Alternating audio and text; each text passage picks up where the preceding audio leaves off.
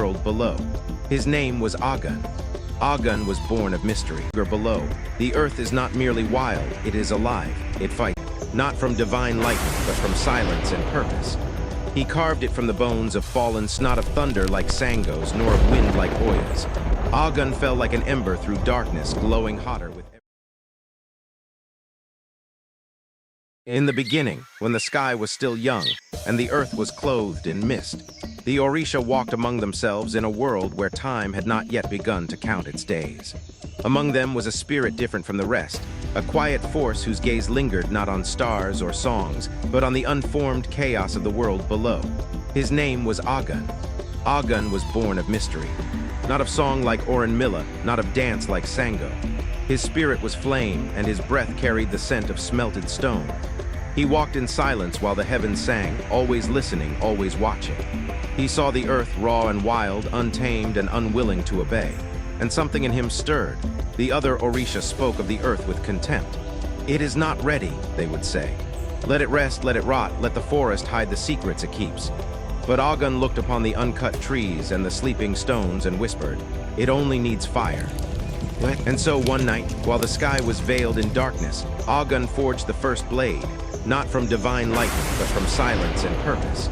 He carved it from the bones of fallen stars and cooled it in his own blood. It sang not when it struck, but when it waited. When the Orisha beheld Ogun's blade, they stepped back, not in fear, but in recognition, for this was not a weapon made for war. It was a key meant to cut paths through what had never been crossed, to clear what had never been cleared. Ogun spoke his first vow. "I will go down," he said. "I will open the way. I will make earth ready for the rest." Obatala, the creator, tried to stop him. "You do not understand the hunger below. The earth is not merely wild, it is alive. It fights back." But Ogun did not tremble. "Then let it fight," he answered. "Let it test my fire." So he descended alone. His fall was not of thunder like Sangos, nor of wind like Oyas. Ogun fell like an ember through darkness, glowing hotter with every breath. When he struck the ground, the earth cracked, hills trembled. Rivers hissed into steam, and the forest held its breath. He walked for 7 days without food, without rest.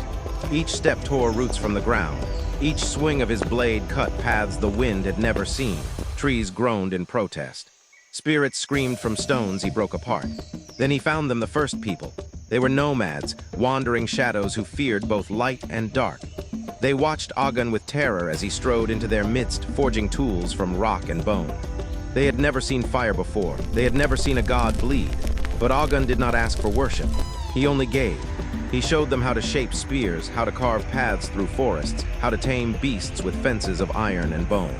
The people named him Aluo Ijo Ogun, the master of the Iron Way.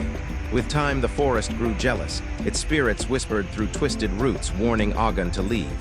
"You are not welcome," they hissed. "You bring fire to what should stay dark." But Ogun stood firm. "If the dark cannot stand my fire, it has no place here." One night, as the first village danced around fires, the spirits struck. Trees uprooted themselves.